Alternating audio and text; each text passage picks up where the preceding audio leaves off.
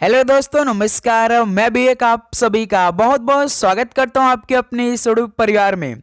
तो साथियों, आज की इस क्लास में आरआरबी ग्रुप डी एग्जाम 2025 के लिए 27 नवंबर के अति संभावित प्रश्नों को डिस्कस करेंगे।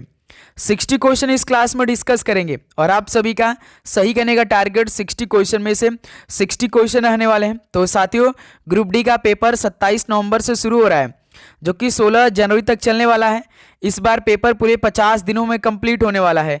27 नवंबर और 28 नवंबर के स्टूडेंटों का तो एग्ज़ाम सिटी भी आउट हो चुका है, उन्होंने अपना एग्ज़ाम सिटी चेक भी कर लिए होंगे। तो अब यहाँ से केवल 6 दिनों का टाइम बाकी है। तो इन 6 दिनों में आपको केवल मॉक टेस्ट के सवाल को हल करना है और एनालिसिस करना है। जो भी क्वेश्चन आज के इस क्लास में डिस्कस करेंगे, सारे क्वेश्चन मॉक टेस्ट के होने वाले हैं। तो सभी क्वेश्चन को परखिए, देखिए और अपनी तैयारी को एनालिसिस करिए कि आप सभी की तैयारी किस लेवल की चल रही है। तो इन 6 दिनों में आपको केवल प्रीवियस क्वेश्चन को पढ़ना है। जितने भी महत्वपूर्ण सवाल हम क्लास में कराएंगे उसको जरूर करना है। एक दिन में लगभग 3 क्लास प्रोवाइड करेंगे, तो तीनों क्लास आपको अच्छी तरीके से कंप्लीट करना है। देखिए, आपके पेपर में जीएस के 20 क्वेश्चन आने वाले हैं और साइंस के 25 क्वेश्चन आने वाले हैं, मैथ के 25 क्वेश्चन आने वाले हैं और सबसे अधिक रीजनिंग के 30 क्वेश्चन आने वाले हैं। पूरे 100 क्वेश्चन का आपका पेपर होगा, जो कि 100 नंबर का। तो और इस 100 क्वेश्चन को हल करने के लिए आप सभी के पास 90 मिनट का टाइम रहेगा और हर एक क्वेश्चन पर 1/3 का नेगेटिव मार्किंग रहने वाले हैं। तो इस तरह से आपका ग्रुप डी का पेपर होने वाले हैं। तो 27 नवंबर से पेपर शुरू होने जा रहे हैं। तो आज की इस क्लास के सारे क्वेश्चन को आप अच्छी तरीके से तैयार करिए। पेपर से पहले पेपर वाले प्रश्नों को आपको तैयार करना है। तो लास्ट में अपना स्कोर जरूर करिएगा। चलिए, आज का पहला प्रश्न देखते हैं। नर्मदा बचाओ आंदोलन किससे संबंधित है? बताइए, नर्मदा बचाओ आंदोलन किससे संबंधित है? तो ये सरदार सरोवर बांध से संबंधित है। तो पहले का बी ऑप्शन बिल्कुल राइट आंसर हो जाएंगे। नेक्स्ट, अगला सॉल्व कल करिए। क्वेश्चन नंबर 3, मदर टेरेसा को पोप फ्रांसिस ने 4 सितंबर किस वर्ष को संत घोषित किया था? मदर टेरेसा को पोप फ्रांसिस ने 4 सितंबर किस वर्ष को संत घोषित किया था? तो 4 सितंबर 2016 को संत घोषित किया था। डी ऑप्शन बिल्कुल राइट आंसर हो जाएंगे। अगला सॉल्व कल करिए। क्वेश्चन नंबर 3, प्रथम पंचवर्षीय योजना कब आरंभ किया गया था? तो पहला पंचवर्षीय योजना कब आरंभ किया गया था? तो याद रखिएगा, 1951 से शुरू हुआ था, 1956 में समाप्त हुआ था। तो बी ऑप्शन बिल्कुल राइट आंसर हो जाएंगे। अगला सॉल्व कल करिएगा। क्वेश्चन नंबर 4, निम्नलिखित में से किस राज्य या केंद्र शासित प्रदेश में 0% वन क्षेत्र है? किस राज्य या केंद्र शासित प्रदेश में 0% वन क्षेत्र है? तो लक्षद्वीप में। ऑप्शन ए बिल्कुल राइट आंसर हो जाएंगे। चलिए, अगला सॉल्व कल करिए। Question number 5, Sundarban biosphere reserve निम्नलिखित में से किस राज्य में स्थित है? सुंदरबन बायोस्फीयर रिजर्व किस राज्य में स्थित है? तो पश्चिम बंगाल में स्थित है। डी ऑप्शन बिल्कुल परफेक्ट आंसर हो जाएंगे। चलिए, अगला सवाल कॉल करिएगा। क्वेश्चन नंबर 6 को, रानीखेत हिल स्टेशन भारत के किस राज्य में स्थित है? रानीखेत हिल स्टेशन भारत के किस राज्य में स्थित है? तो याद रखिएगा, उत्तराखंड राज्य में। डी ऑप्शन बिल्कुल राइट आंसर हो जाएंगे। चलिए, अगला सवाल कॉल करिएगा। क्वेश्चन नंबर 7, 1919 के जलियांवाला बाग घटना की जांच के लिए भारत सरकार द्वारा कौन सा आयोग गठित किया गया था? 1919 के जलियांवाला बाग घटना की जांच के लिए भारत सरकार द्वारा कौन सा आयोग गठित किया गया था? तो हंटर आयोग गठित किया गया था। ऑप्शन सी बिल्कुल राइट आंसर हो जाएंगे। अगला सवाल कॉल करिएगा। क्वेश्चन नंबर 8, हेनरी लुइस बिबियन डेरेजियो किस आंदोलन से जुड़े थे? हेनरी लुइस बिबियन डेरेजियो किस आंदोलन से जुड़े थे? तो ये यंग बंगाल आंदोलन से जुड़े थे। ऑप्शन सी बिल्कुल राइट आंसर हो जाएंगे। चलिए, अगला सवाल कॉल करिएगा। क्वेश्चन नंबर 9, दक्षिण पूर्व भारत और उत्तरी श्रीलंका के बीच बंगाल की खाड़ी की जल संधि को क्या कहा जाता है? दक्षिण पूर्व भारत और उत्तरी श्रीलंका के बीच बंगाल की खाड़ी की जल संधि को क्या कहा जाता है? तो पाक जल डबरू मध्य कहा जाता है। डी ऑप्शन राइट आंसर हो जाएंगे। नेक्स्ट, अगला सवाल कॉल करिए। क्वेश्चन नंबर 10, निम्नलिखित में से कौन सा अप्रत्यक्ष कर है? तो इनमें से कौन सा अप्रत्यक्ष कर है? तो वस्तु एवं सेवा कर है। तो ऑप्शन सी बिल्कुल परफेक्ट आंसर हो जाएंगे। चलिए, अगला सवाल कॉल करिएगा क्वेश्चन नंबर 11। केंद्रीय सरकार द्वारा नमामि गंगे कार्यक्रम को एक एकीकृत संरक्षण मिशन के रूप में किस वर्ष प्रमुख कार्यक्रम के रूप में स्वीकृत किया गया था? केंद्रीय सरकार द्वारा नमामि गंगे कार्यक्रम को एक एकीकृत संरक्षण मिशन के रूप में किस वर्ष प्रमुख कार्यक्रम के रूप में स्वीकृत किया गया था? तो सर जी 2014 में। ऑप्शन सी बिल्कुल राइट आंसर हो जाएंगे।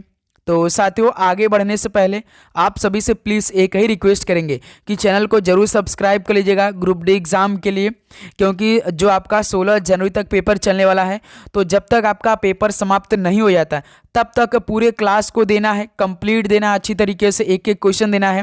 प्लस जो हम आपको एक दिन में 3 क्लास प्रोवाइड करेंगे उसका नोटिफिकेशन आप सभी के पास जाना चाहिए, क्योंकि जो सुबह की क्लास होगी वो अपने आप में महत्वपूर्ण होगा, और जो दोपहर की क्लास होगी वो तो और इम्पॉर्टेंट होने वाला है, शाम का जो क्लास होगा वो भी महत्वपूर्ण होने वाले हैं। तो तीनों क्लास को आपको कंप्लीट देखना, अच्छी तरीके से देखना है, एक भी क्वेश्चन बाहर नहीं जाने देना इस बार। ओके, तो तीनों क्लास को कंप्लीट आपको करना है, तो इसलिए नोटिफिकेशन को आप ऑन करिएगा। ओके, भारतीय संविधान के अनुच्छेदों को कितने विभिन्न भागों में वर्गीकृत किया गया है? बताइए, भारतीय संविधान के अनुच्छेदों को कितने विभिन्न भागों में वर्गीकृत किया गया है? तो 22 भागों में। डी ऑप्शन राइट आंसर हो जाएंगे। अगला सवाल कॉल करिए क्वेश्चन नंबर 13। स्वतंत्रता की पूर्व संध्या पर भारतीय अर्थव्यवस्था का प्रमुख स्रोत और व्यवसाय का क्षेत्र कौन सा था? स्वतंत्रता की पूर्व संध्या पर भारतीय अर्थव्यवस्था का प्रमुख स्रोत और व्यवसाय का क्षेत्र कौन सा था? तो कृषि क्षेत्र था। ऑप्शन सी राइट आंसर हो जाएंगे। अगला सवाल कॉल करिए क्वेश्चन नंबर 14। भारत के संविधान के किस अनुच्छेद में देवनागरी लिपि में हिंदी को भारत की राजभाषा के रूप में माना गया है? भारत के संविधान के किस अनुच्छेद में देवनागरी लिपि में हिंदी को भारत की राजभाषा के रूप में माना गया है? तो अनुच्छेद 343 में। ऑप्शन सी बिल्कुल राइट आंसर हो जाएंगे। चलिए अगला सवाल कॉल करिए क्वेश्चन नंबर 15। लोक रंग उत्सव कहाँ मनाया जाता है, यानी किस राज्य में लोक रंग उत्सव मनाया जाता है? तो मध्य प्रदेश में। बी ऑप्शन बिल्कुल राइट आंसर हो जाएंगे। अगला सवाल कॉल करिए क्वेश्चन नंबर 16। भारतीय संविधान के अनुसार निम्नलिखित में से कौन सा राज्य कार्यपालिका का भाग है? तो भारतीय संविधान के अनुसार कौन सा राज्य कार्यपालिका का भाग है? तो राज्यपाल है। ऑप्शन सी बिल्कुल राइट आंसर हो जाएंगे। नेक्स्ट अगला सवाल कॉल करिएगा question number 17। Sir Williams Jones ने कलकत्ता में एशियाटिक सोसाइटी स्थापना कब की थी, यानी किस वर्ष में? सर विलियम जोन्स ने कलकत्ता में एशियाटिक सोसाइटी की स्थापना की थी, लेकिन किस वर्ष में की? तो 1784 में की थी। ऑप्शन ए बिल्कुल राइट आंसर हो जाएंगे। चलिए दोस्त अगला सवाल कॉल करिए क्वेश्चन नंबर 18।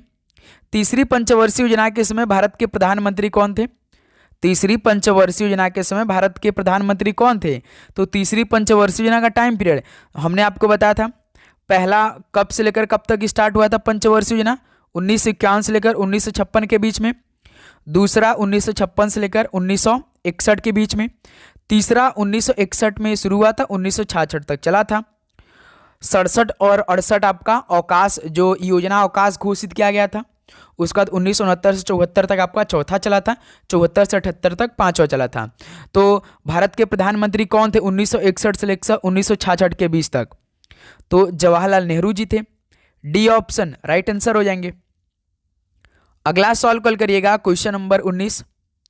पुरंदरदास आराधना मुख्य रूप से एक कौन से उत्सव है? पुरंदरदास आराधना मुख्य रूप से एक शास्त्रीय संगीत उत्सव है। ऑप्शन ए बिल्कुल राइट आंसर हो जाएंगे। अगला सवाल कॉल करिएगा क्वेश्चन नंबर 20। बौद्ध मठ जिसमें बौद्ध भिक्षु रहते हैं आमतौर पर किस शब्द से जाना जाता है?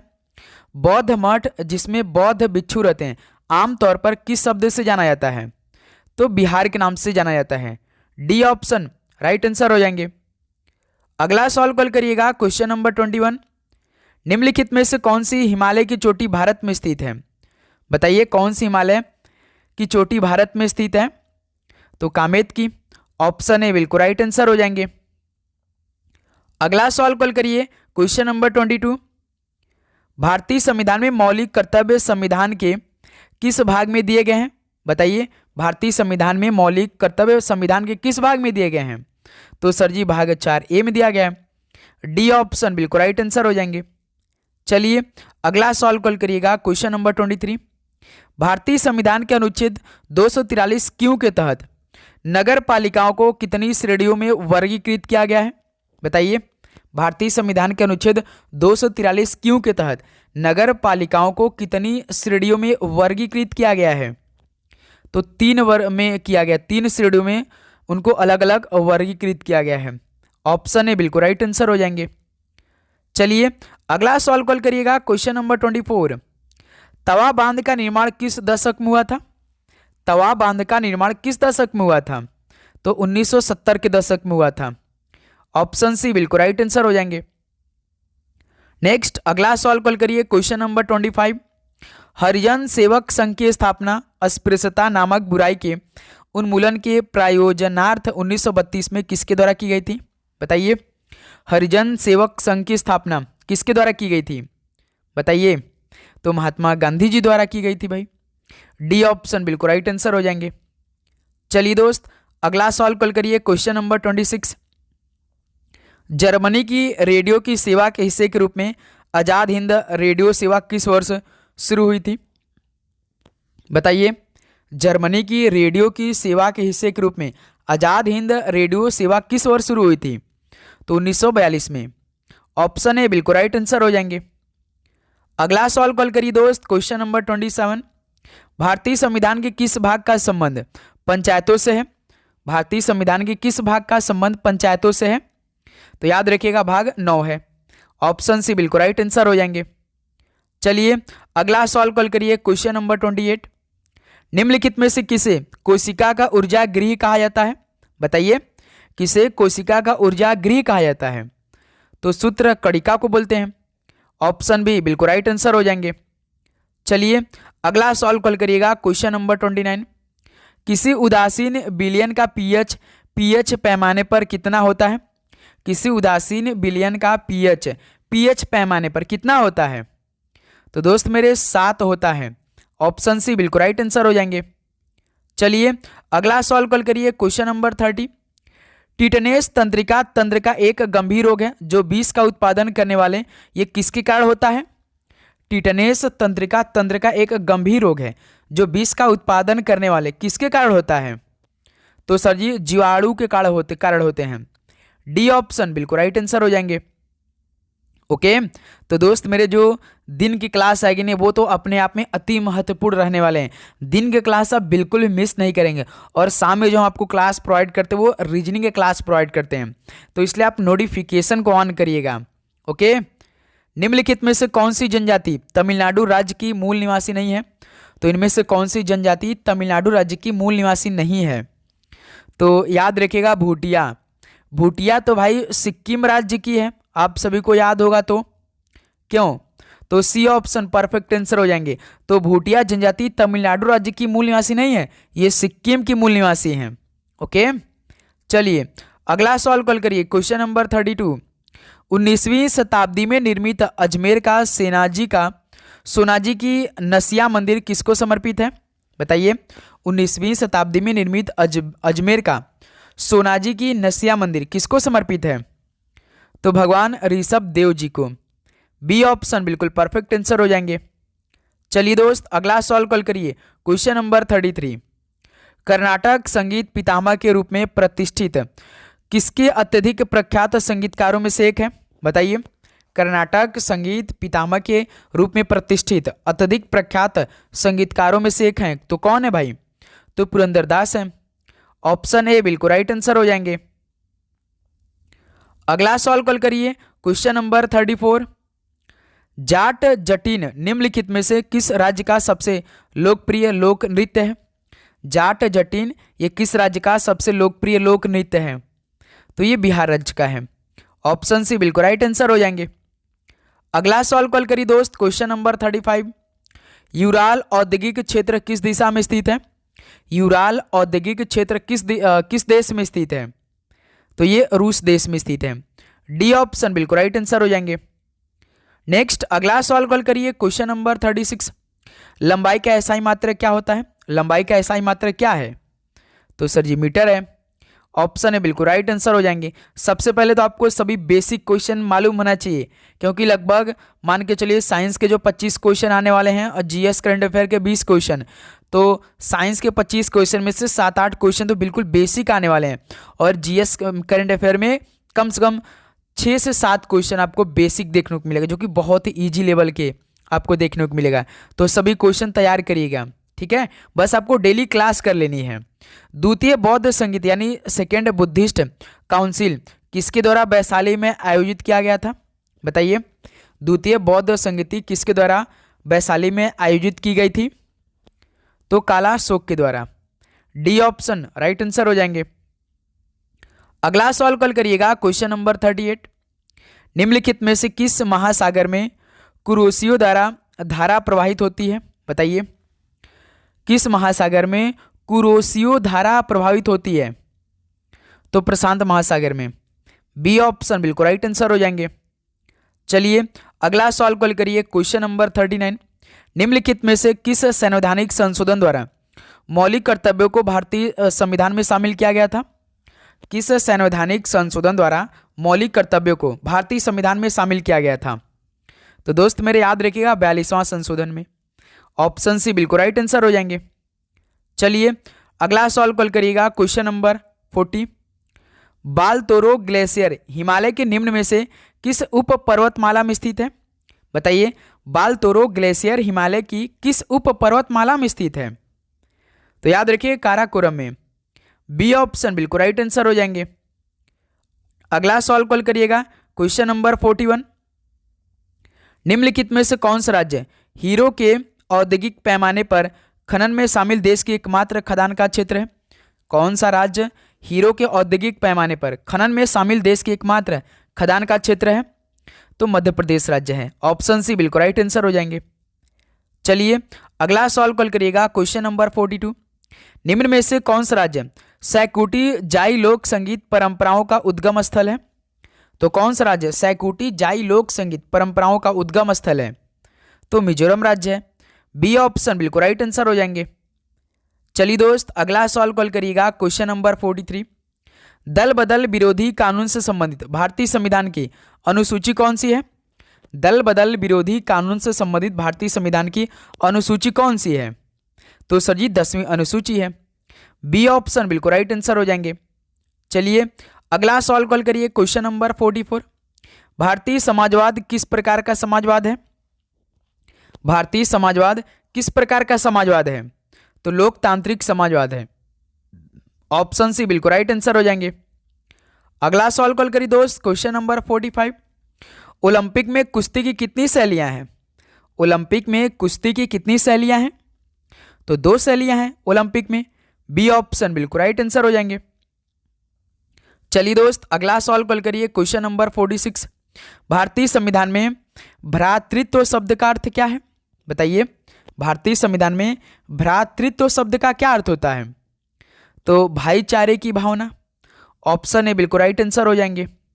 ओके, चलिए अगला सवाल कॉल करिए दोस्त, क्वेश्चन नंबर 47। मौलिक अधिकार की विशेषताएं किस देश से ली गई है? मौलिक अधिकार की विशेषताएं किस देश से ली गई है? तो ये संयुक्त राज्य अमेरिका के संविधान से ली गई है मौलिक अधिकार की विशेषताएं। डी ऑप्शन बिल्कुल राइट आंसर हो जाएंगे। चलिए दोस्त अगला सवाल कॉल करिए, क्वेश्चन नंबर 48। मुख्य चुनाव आयुक्त को किसके द्वारा नियुक्त किया जाता है? मुख्य चुनाव आयुक्त को किसके द्वारा नियुक्त किया जाता है? तो राष्ट्रपति द्वारा किया जाता है। बी ऑप्शन बिल्कुल राइट आंसर हो जाएंगे। चलिए दोस्त अगला सवाल कॉल करिएगा, क्वेश्चन नंबर 49।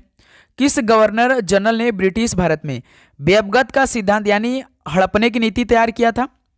तो बताइए, किस गवर्नर जनरल ने ब्रिटिश भारत में बेअबगत का सिद्धांत या हड़पने की नीति तैयार किया था? तो सर जी लॉर्ड डलहौजी ने किया था। ऑप्शन ए बिल्कुल राइट आंसर हो जाएंगे। चलिए दोस्त अगला सवाल कॉल करिए, क्वेश्चन नंबर 50। वायसराय करजन ने किस वर्ष बंगाल विभाजन की घोषणा की थी? वायसराय करजन ने किस वर्ष बंगाल विभाजन की घोषणा की थी? तो सर जी 1905 में। ऑप्शन सी बिल्कुल राइट आंसर हो जाएंगे। अगला सवाल कॉल करिएगा, क्वेश्चन नंबर 51। निम्नलिखित में से किस झील को एकमात्र तैरती हुई झील भी कहा जाता है? तो बताइए, किस झील को एकमात्र तैरती हुई झील की भी कहा जाता है? तो लोकटक झील को। बी ऑप्शन बिल्कुल राइट आंसर हो जाएंगे। चलिए दोस्त अगला सवाल कॉल करिए। Question number 52। पुर्तगाली भारत में सबसे पहले कहाँ पहुंचे थे? पुर्तगाली भारत में सबसे पहले कहाँ पहुंचे थे? तो सर जी कालीकट में। ऑप्शन ए बिल्कुल राइट आंसर हो जाएंगे। चलिए दोस्त अगला सवाल कॉल करिए। Question number 53। सर्बी शब्द निम्नलिखित में से किस खेल से संबंधित है? सर्बी शब्द किस खेल में आता है? तो बैडमिंटन में आता है, कबड्डी में आता नहीं भाई, शतरंज में आता नहीं, तैराकी में आता नहीं, तो किस में आता है भाई सर्बी शब्द? केवल बैडमिंटन में। ऑप्शन सी राइट आंसर हो जाएंगे। वैसे तो फुटबॉल में भी आता है भाई सर्विस, लेकिन ऑप्शन के अकॉर्डिंग आपको आंसर देना है। देखिए क्वेश्चन नंबर 54। किसी व्यक्ति की पूर्ण आनुवांशिक संरचना कौन है? किसी व्यक्ति की पूर्ण आनुवांशिक संरचना कौन है? तो साम जीन है। ऑप्शन सी बिल्कुल राइट आंसर हो जाएंगे। अगला सवाल कॉल करिए दोस्त। Question number 55। भारत का संविधान बजट को किसके रूप में संदर्भित करता है? भारत का संविधान बजट को किसके रूप में संदर्भित करता है? तो वार्षिक वित्तीय विवरण के रूप में संदर्भित करता है। बी ऑप्शन बिल्कुल राइट आंसर हो जाएंगे। चलिए दोस्त अगला सवाल कॉल करिए। Question number 56। निम्नलिखित में से किस आंदोलन में गांधी जी करो या मरो का आह्वान किया था? बताइए किस आंदोलन में गांधी जी करो या मरो का आह्वान किया था? तो भारत छोड़ो आंदोलन। भारत छोड़ो आंदोलन में भाई बी ऑप्शन बिल्कुल राइट आंसर हो जाएंगे। चलिए दोस्त अगला सवाल कॉल करिए। Question number 57। निम्नलिखित में से कौन सा गुजरात का लोकप्रिय लोक नृत्य है? बताइए। छऊ उड़ीसा का है, कालबेलिया राजस्थान का, मफलर या गरबा हो सकता है। तो सर जी गुजरात में गरबा काफ़ी फेमस होता है भाई। डी ऑप्शन राइट आंसर हो जाएंगे, नवरात्रों के समय होता है। चलिए अगला सवाल कॉल करिएगा। Question number 58। निम्नलिखित में से कौन सा खेल ग्रीष्मकालीन ओलंपिक में खेला जाता है? तो कौन सा खेल ग्रीष्मकालीन ओलंपिक में खेला जाता है? तो स्केट बोर्डिंग खेल। डी ऑप्शन बिल्कुल राइट आंसर हो जाएंगे। चलिए दोस्त अगला सवाल कॉल करिएगा। Question number 59। निम्नलिखित में से किस समुद्री क्षेत्र में प्रवाल भित्तियां नहीं पाई जाती हैं? बताइए किस समुद्री क्षेत्र में प्रवाल भित्तियां नहीं पाई जाती है? तो सुंदरबन में। डी ऑप्शन बिल्कुल राइट आंसर हो जाएंगे। चलिए दोस्त लास्ट क्वेश्चन हल करिए आज की इस क्लास का। तो किसके द्वारा संवैधानिक सुधारों पर श्वेत पत्र तैयार किया गया था? तो किस कमीशन द्वारा संवैधानिक सुधारों पर श्वेत पत्र तैयार किया गया था? तो साइमन कमीशन द्वारा। बी ऑप्शन बिल्कुल राइट आंसर हो जाएंगे। तो दोस्त मेरे फाइनली 60 क्वेश्चन कंप्लीट हो चुका है। अब बताइए आप लोग कि इन 60 क्वेश्चन में से आप सभी कितना स्कोर रहा? कमेंट करके बताइए। सारे क्वेश्चन भाई मॉक टेस्ट के होने वाले हैं। सभी क्वेश्चन को तैयार करिए, परखिए, एनालिसिस करिए। इस टाइम आपको क्या करना है?